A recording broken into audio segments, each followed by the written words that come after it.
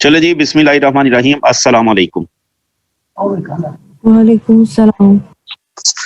हाँ जी, last time हमने पढ़ा था जी orientation of a double bond.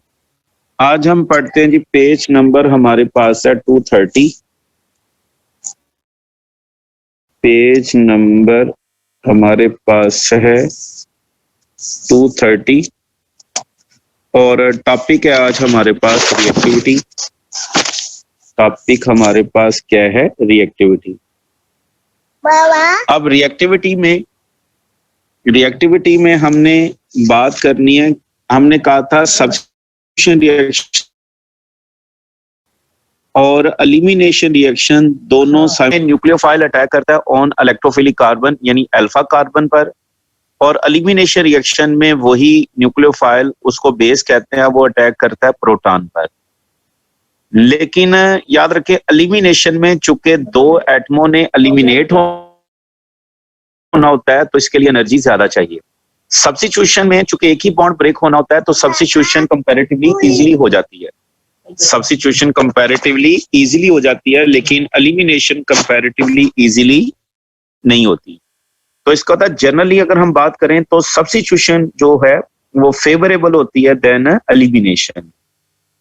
लेकिन हम देखते हैं कि सबस्ट्रेट का असर क्या होता है, बेस का असर क्या होता है, लिविंग ग्रुप का असर क्या होता है और सॉल्वेंट का असर क्या होता है। तो सबसे पहले हम देखते हैं इफेक्ट ऑफ सबस्ट्रेट। हम देखते हैं इफेक्ट ऑफ सबस्ट्रेट।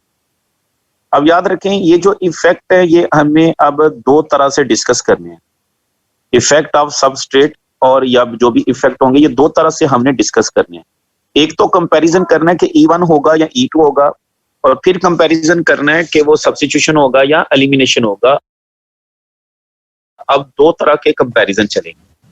अब ये जो असरात हम पढ़ेंगे, सबस्ट्रेट का असर, बेस का असर, लिविंग ग्रुप का असर और सॉल्वेंट का असर, ये असर हम दो अंदाज में डिस्कस करेंगे कि E1 होगा या E2 होगा, और फिर एलिमिनेशन होगा या सब्स्टिट्यूशन होगा। दोनों तरह से हम डिस्कस करेंगे। साथ साथ इसको रीड भी करते हैं। कहता है, like substitution reaction the elimination reaction proceed by the E1 mechanism. Substitution reaction की तरह एलिमिनेशन रिएक्शन भी E1 मैकेनिज्म के साथ होता है when the leaving group departs with the tertiary कार्बो atom, because in this case a stable carbocation can readily form. तो कहता है when the substrate is primary तो E2 मैकेनिज्म इज फॉलो। बात हमारी यहां तक तो वही चली कि अगर E1 मैकेनिज्म होगा जब टर्शियरी कार्ब अल्काइल हैलाइड होगा, और E1 होगा जब हमारे पास प्राइमरी अल्काइल हैलाइड होगा। और in case of secondary substrate the mechanism varies from E1 to E2 depending on the reaction condition।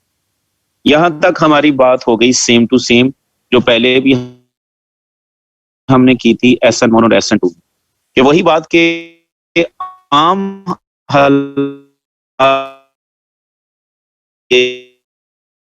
आम कंडीशन यही है, ऑर्डिनरी कंडीशन यही है कि E होगा जब हमारे पास कार्बन होगी, और E1 होगा जब प्राइमरी कार्बन होगी, और E2 होगा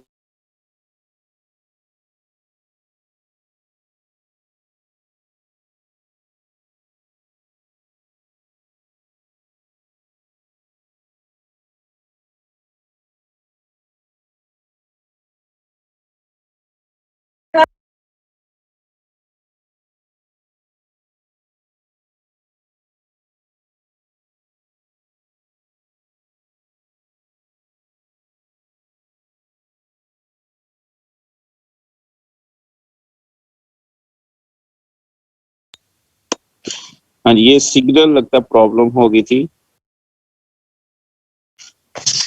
हाँ जी, एक सादा बात तो हमने कर ली, फिर से व्हाइट बोर्ड शेयर करते हैं। हमने सादा बात तो कर ली कि E1, ये हमारे पास सादा बात, पहले सादा बात को जरा हम स्पेसिफाई कर लें कि E1 होगा फॉर टर्शियरी, इसके लिए होगा for tertiary alkyl halide, tertiary alkyl halide, और E2 होगा for primary alkyl halide, primary alkyl halide. From primary alkyl halide, from primary alkyl halide. लेकिन ये SN1 और SN2 की तरह ही सारा कुछ है, रिएक्शन की तरह ही है, लेकिन साथ साथ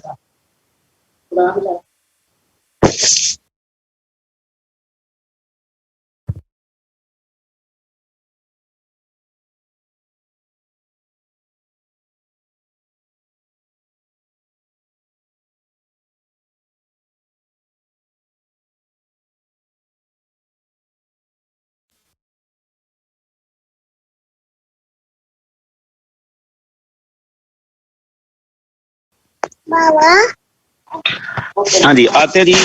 कंट्रेरी कहता है जी ये जो SN जो हमारे पास रिएक्शन है जी, हाँ जी चलते हैं जी फिर हम अपने कि ये जो SN1 और SN2 की तरह ये तो हमारा वही ट्रेंड चलेगा, लेकिन कहता है SN यानी सब्स्टिट्यूशन रिएक्शन के बरअक्स कहता है टर्शरी सबस्ट्रेट जो है, टर्शरी सबस्ट्रेट जो है, टर्शरी सबस्ट्रेट ने हालांकि क्या करना है SN1 करना है और E1 करना है, लेकिन कहता है ये बाज का E2 मैकेनिज्म के तहत एलिमिनेशन कर देता है। टर्शरी सबस्ट्रेट जिसने E1 से करना था यानी SN1 और E1 से करना था, लेकिन सबस्ट्रेट E2 यानी एक ही स्टेप में भी एलिमिनेशन कर सकता है। उसकी रीजन क्या है? उसकी रीजन ये है कि हमने बोला था, अगर आपको याद हो, ये टर्शरी अल्काइल हैलाइड, सपोज ये tertiary alkyl halide, tertiary alkyl halide, tertiary alkyl halide BR लगा दें। यहाँ न्यूक्लियोफाइल का यहाँ पहुंचना तो मुश्किल है क्योंकि ये स्टेरिक हिंड्रेंस देते हैं, लेकिन इसका यहाँ इस बीटा हाइड्रोजन पर पहुंचना क्या है, आसान।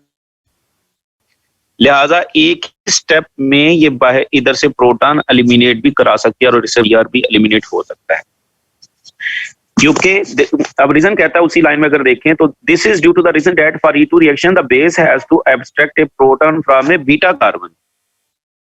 बेस ने एब्स्ट्रैक्ट करना है, प्रोटॉन निकालना है from the beta carbon where steric hindrance is normally not as significant, और इस बीटा कार्बन के ऊपर स्टेरिक हिंड्रेंस को इतनी ज्यादा अहम नहीं है।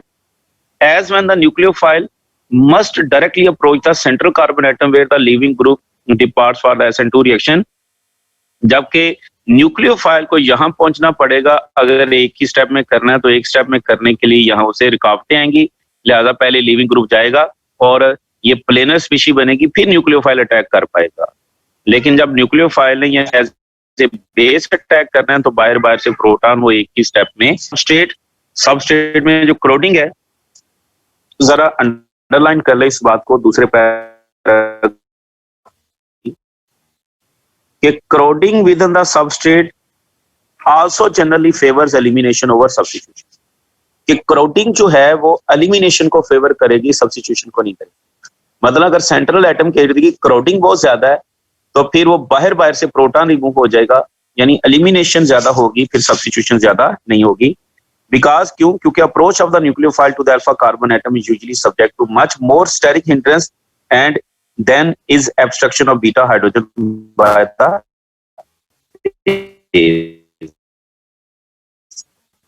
यानी न्यूक्लियोफाइल का अल्फा कार्बन पर पहुंचना तो मुश्किल होगा। तो एक तो बात आ गई हमारे पास क्रोडिंग की, कि क्रोडिंग किस चीज को फेवर करेगी, एलिमिनेशन को। एक हमारे पास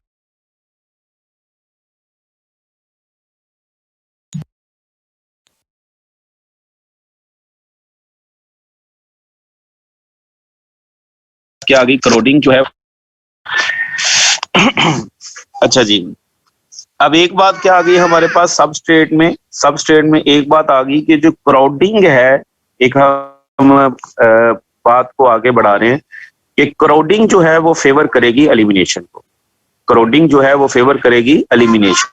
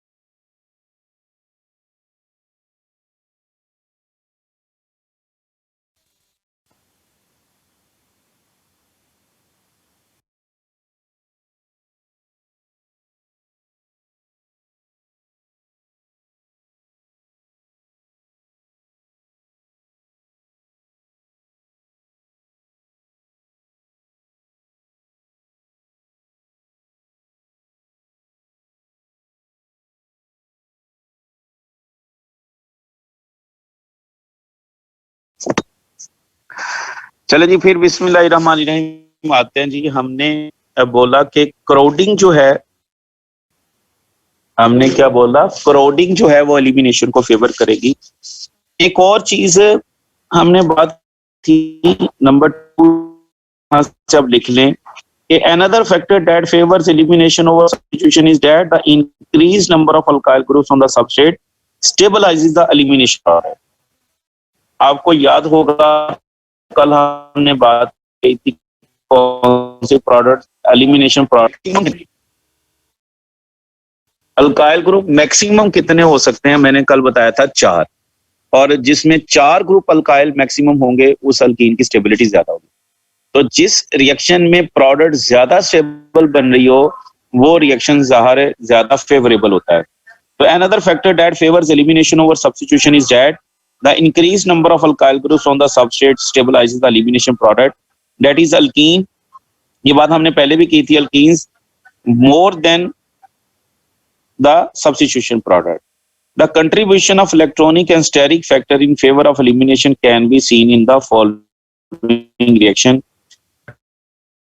है जो एलिमिनेशन को फेवर करता है उसको कहता है, इस तरह से आप देख सकते हैं। ये हमारे पास एक सबस्ट्रेट है जिसका नाम क्या है, इथाइल डाइमिथाइल। ये हमारे पास सबस्ट्रेट है इथाइल और dimethyl sulphide, ethyl dimethyl sulphide, जिसमें ये हमारे पास एक क्या है, बड़ा सारा ग्रुप है जिसने एलिमिनेट होना और सोडियम इथोक्साइड के साथ इसका रिएक्शन करते हैं। यहां याद रखें इतनी ज्यादा क्राउडिंग नहीं है, और जब क्राउडिंग नहीं है तो सब्स्टिट्यूशन, क्राउडिंग नहीं है तो कौन सी प्रोडक्ट फेवरेबल होगी, सब्स्टिट्यूशन प्रोडक्ट। अब इसमें प्रोडक्ट सब्स्टिट्यूशन प्रोडक्ट कि ये सारा कुछ यहां से उतर जाएगा इथोक्सी और इस सल्फर के साथ सोडियम मिल जाएगी, तो ये बनेगी सब्स्टिट्यूशन प्रोडक्ट। ये क्या बनेगी, सब्स्टिट्यूशन प्रोडक्ट। इसके साथ क्या आ गया हमारे पास है इथॉक्सी C2H5, और कहता है कि अगर ये वाला यही सबस्ट्रेट होगा, इसमें क्राउडिंग, लेस क्राउडिंग है, इसमें आप लिख लें क्या है, लेस क्राउडिंग है, ताकि आपको वाजह हो कि ये जो एग्जांपल हम करें ये किसके हवाले से है, लेस क्राउडिंग के हवाले से। इसमें लेस क्राउडिंग % और एलिमिनेशन क्या होगी कि यहां से ये रिमूव हो और यहां से क्या रिमूव हो, H रिमूव हो, तो ये कार्बन अल्फा और ये बीटा, तो अल्फा और बीटा के दरमियान डबल बॉन्ड, तो ये हमारे पास इथीन बनेगी। इसी सबस्ट्रेट में जब क्राउडिंग ज्यादा आ जाएगी तो हमने कहा क्राउडिंग जो है वो फेवर करेगी इसमें, जब क्या आ जाए, क्राउडिंग आ जाए, जैसा कि हमारे पास आइसोप्रोपाइल ग्रुप आ गया। हाँ जी, कौन सा आ गया हमारे पास, आइसोप्रोपाइल ग्रुप आ गया CH2, ये अब बड़ा ग्रुप आ गया isopropyl dimethyl sulphide, isopropyl dimethyl sulphide. और अब हम इसकी करते हैं, अब हम इसका करते हैं जी, इसके साथ रिएक्शन करते हैं सोडियम इथोक्साइड के साथ, रिएक्शन किसके साथ, सोडियम इथोक्साइड के साथ, in the presence of ethyl alcohol, in the presence of ethyl alcohol C2H5OH। अब चूंकि क्राउडिंग हमने कहा ज्यादा किस तरफ लेके जाएगी, एलिमिनेशन की तरफ। सब्स्टिट्यूशन भी होगी कि ये OH चला जाएगा और इसकी जगह पर क्या आ जाएगा, ये मिथॉक्सी, ये सारा सॉरी डाइमिथाइल सल्फाइड चला जाएगा और इसकी जगह मिथॉक्सी आ जाएगा, या इथॉक्सी, सॉरी कह रहे हैं इथॉक्सी आ जाएगा CH2H, और इसके साथ ये क्या आ गया हमारे पास है, इथॉक्सी। अब ये सब्स्टिट्यूशन प्रोडक्ट जो है इसको देखें तो ये सिर्फ कितनी रह गई है, 39%, और इस केस में एलिमिनेशन, यहां से ये चला जाए और यहां से एक बीटा हाइड्रोजन चली जाए, तो ये क्या बन जाएगा हमारे पास फिर CH3 और CH डबल बॉन्ड प्रोपीन बन जाएगी। ये क्या बनेगी? प्रोपीन। और ये देखिए अब कितनी बनेगी? 61% बनेगी। तो फिर एक बात हमारे यहाँ बैठ गई कि जो क्रोडिंग है ये हमें एलिमिनेशन की तरफ लेके जाएगी, और हमने एग्जांपल भी देखी। The effect of crowding on the elimination substitution computation is similar for unimolecular E1 versus SN1 और बाईमॉलिक्यूलर E2 वर्सेस SN2। मतलब क्रोडिंग का असर दोनों तरफ होगा। मसलन अगर कोई सबस्ट्रेट SN1 और E1 में कंपैरिजन क्या होगा? SN1 और E1 आपस में कंपैरिजन, तो E1 कब होगा? जब लारा क्रोडिंग ज्यादा होगी, और इसी तरह E2 कब होगा? जब क्रोडिंग ज्यादा होगी। यानी इनका आपस में कंपैरिजन होगा। किसका कंपैरिजन होगा? E1 का SN1 के साथ और E2 का SN2 के साथ कंपैरिजन होगा। उसके बाद हम नेक्स्ट देखते हैं। नेक्स्ट हमारे पास क्या है जी? Effect of the base. Next क्या है? The effect of the base. The effect, हाँ जी, क्या है टॉपिक है जी? Effect of the base. Base का असर क्या है? बेस जिसने प्रोटॉन रिमूव करना है, इसका रोल क्या होगा? तो कहता है the in E1 reaction on an external base is generally not required. E1 reaction के लिए एक्सटर्नल बेस जरूरी नहीं है हो, क्योंकि वही बात आ गई कि बेस ने अपीयर होना है कहां पर? सेकंड स्टेप में। पहला स्टेप तो अल्काइल हैलाइड या सबस्ट्रेट की आयोनाइजेशन है, कार्बोकेटाइन बनना है। तो कहता है सॉल्वेंट, इसमें सॉल्वेंट की जरूरत नहीं है, क्योंकि solvent itself act as a base. Solvent itself act as a base. लेकिन कहता है कि when an external base is added, तो फिर कहता है reaction generally proceed by E2 mechanism. जरा अंडरलाइन कर लें। कहता है आमतौर पर बेस डालने की जरूरत ही नहीं है, लेकिन अगर आप बेस डाल देते हैं तो फिर E1 की बजाय E2 मैकेनिज्म चलेगा। अब आगे फिर बात करता है। पहली बात होगी कि बेस की गैर मौजूदगी में एब्सेंस ऑफ बेस E1 चलेगा, in the presence of external base E2 चलेगा। ये बात जरा मुख्तसर होगी हमारी कि अगर एब्सेंस ऑफ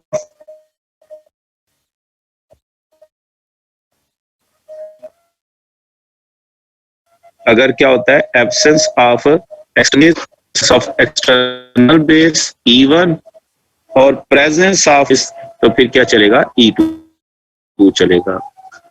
अब कहता है इफ ए स्ट्रॉन्ग बेस और a higher concentration of the base is used, तो E2 pathway will become favourable even with the tertiary substrate. कहता है कि अगर आप स्ट्रॉन्ग बेस या higher concentration of base use कर लेते हैं, दो चीजों को अंडरलाइन कर लें। आप बेस यूज करते हैं E2, और बेस में भी कहता है कि अगर आप स्ट्रॉन्ग बेस और higher concentration of base use करते हैं तो E2 पाथवे फॉलो होगा, हत्ता कि आप टर्शियरी सबस्ट्रेट ही क्यों ना यूज करें। पहली बात उसने कही कि अगर एक्सटर्नल बेस नहीं होगी तो E1 और एक्सटर्नल बेस होगी 2, और अगर कहता है एक्सटर्नल बेस भी स्ट्रॉन्ग और उसकी कंसंट्रेशन भी ज्यादा हुई तो E2 ही चलेगा, चाहे हमारी सबस्ट्रेट टर्शियरी ही क्यों ना हो। लेकिन कहता है when the base is weak या लो कंसंट्रेशन, तो फिर E1 mechanism is observed with tertiary and in some cases the secondary substrate. Comparison हो गया हमारा कि अगर बेस नहीं होगी तो E1 चलेगा, बेस होगी तो E2 चलेगा। और फिर कंपैरिजन हो गया कि अगर स्ट्रॉन्ग बेस होगी और उसकी कंसंट्रेशन भी ज्यादा होगी तो हर हाल में E2 ही चलेगा, चाहे सबस्ट्रेट हमारा टर्शियरी ही क्यों ना हो। और अगर वीक बेस होगी तो फिर हमारा पास क्या होगा कि फिर हमारा रिएक्शन क्या चलेगा? E1, लेकिन only for tertiary substrate, only for tertiary substrate. ये सिर्फ फॉर टर्शियरी सबस्ट्रेट ही ऐसा होगा, टर्शियरी सबस्ट्रेट ही ऐसा होगा। और ये प्राइमरी, सेकेंडरी, टर्शियरी सब के लिए ऐसा होगा। तो अगर स्ट्रॉन्ग बेस है तो प्राइमरी और सेकेंडरी और टर्शियरी हो, सब के लिए क्या चलेगा? E2 मैकेनिज्म ही चलेगा। कहता है since all the bases generally are also nucleophile, bases nucleophile भी हैं। अब ये तो कंपैरिजन हो गया ना ऊपर वाले पैराग्राफ में E1 और E2 का। अब कंपैरिजन है, जाहिर है मैंने पहले बताया कि यहाँ कंपैरिजन एलिमिनेशन का और सब्स्टिट्यूशन का भी चलना है। कहता है since all the bases generally are also nucleophile the nature of the product elimination या substitution depends upon whether it is a better base या better nucleophile. For example the reaction of 2 bromopropane with ethoxide. अब ethoxide जो है वो better base है, याद रखें। इथो oxide क्या है? बेटर बेस है। जरा याद रखना है, इथो ऑक्साइड बेटर बेस है। इथो ऑक्साइड बेटर बेस है। ये हमारे पास है जी आइसोप्रोपाइल ब्रोमाइड या फिर 2 ब्रोमो, क्या नाम है, 2 ब्रोमो प्रोपेन। सोडियम इथोक्साइड के साथ जब रिएक्शन करते हैं, किसके साथ? सोडियम इथोक्साइड के साथ in the presence of ethanol, तो इसमें कौन सी, चूंकि ये अच्छी बेस है, गुड बेस है, जरा साथ लिख लेते हैं, ये क्या है? गुड बेस है। न्यूक्लियोफाइल इतना अच्छा नहीं है क्योंकि इसमें ऑक्सीजन इन्वॉल्व है। हमने कहा था ऊपर से नीचे आते जाएंगे तो ऑक्सीजन के बाद सल्फर, तो सल्फर अच्छी न्यूक्लियोफाइल होगी, लेकिन इस सूरत में आगे कहता है ethoxide which is a strong base, good base या स्ट्रॉन्ग बेस। लेकिन प्रोडक्ट तो खैर दोनों ही बनेगी। इसकी जगह पर क्या आ सकता है हमारे पास? ये इथॉक्सी, तो ये सब्स्टिट्यूशन प्रोडक्ट, लेकिन सब्स्टिट्यूशन प्रोडक्ट इतनी नहीं बनेगी। OC2H5 ये सब्स्टिट्यूशन प्रोडक्ट है। ये कौन सी प्रोडक्ट है? Substitution product. और प्लस एलिमिनेशन क्या होगी? यहां से ये उतारते हैं और यहां से H उतारते हैं, तो ये प्रोडक्ट। तो अब चूंकि ये बेटर बेस है, लिहाजा ये सब्स्टिट्यूशन प्रोडक्ट हमारी इतनी नहीं बनेगी जितनी प्रोडक्ट कौन सी बनेगी? मेजर प्रोडक्ट कौन सी बनेगी? हमारी एलिमिनेशन प्रोडक्ट। मेजर प्रोडक्ट हमारी कौन सी बनेगी? एलिमिनेशन प्रोडक्ट हमारी मेजर बनेगी। क्यों? क्योंकि sodium ethoxide is a strong base. लेकिन अगर हम इसी की जगह पर यूज कर लें सोडियम, ये हमारे पास उसी तरह सबस्ट्रेट सेम है, लेकिन जो बेस है वो अच्छी बेस नहीं है, अच्छा न्यूक्लियोफाइल है। मसलन हम यूज कर लेते हैं थायो अल्कोहल से सोडियम, थायो अल्कोहल से तो बन गया इथोक्साइड। तो कहता है major product is where as a reaction of the same substrate with an anion of corresponding thio alcohol. ये एनाइन किस चीज का बनेगा? थायो अल्कोहल का एनाइन बनेगा। और दिस इज ए गुड या बेटर कह ले, बेटर न्यूक्लियोफाइल है। लिख लें, ये क्या है? बेटर न्यूक्लियोफाइल है। और अगर ये बेटर न्यूक्लियोफाइल है तो फिर सब्स्टिट्यूशन प्रोडक्ट क्या बनेगी? ज्यादा। ये चला जाएगा और इसकी जगह पर ये वाला ग्रुप आ जाएगा। तो सब्स्टिट्यूशन प्रोडक्ट कैसे बनेगी? CH3 और CH, और इसके साथ क्या आ जाएगा? सल्फर और C2H5, और उसके साथ क्या है? CH3। ये सब्स्टिट्यूशन प्रोडक्ट अब क्या बनेगी? ये प्रोडक्ट मेजर बनेगी। अब ये प्रोडक्ट क्या बनेगी? मेजर। और एलिमिनेशन क्या होगी? ये यहां से और यहां से H रिमूव हो जाए, और लेकिन एलिमिनेशन रिएक्शन अब मेजर नहीं बनेगी। सब्स्टिट्यूशन रिएक्शन क्या बनेगी? मेजर बनेगी। So strong base not only, अब बातें क्या आ गई? स्ट्रॉन्ग बेस जो है, अब दो काम किए स्ट्रॉन्ग बेस ने। कहता है so strong base not only favours E2 over E1 but also favours elimination over substitution. लिहाजा स्ट्रॉन्ग बेस का काम दो हो गया, एक तो वो E2 भी करेगी और ऊपर से वो सब्स्टिट्यूशन की बजाय क्या कराएगी? एलिमिनेशन ही कराएगी। Strong base not only favours E2, strong base not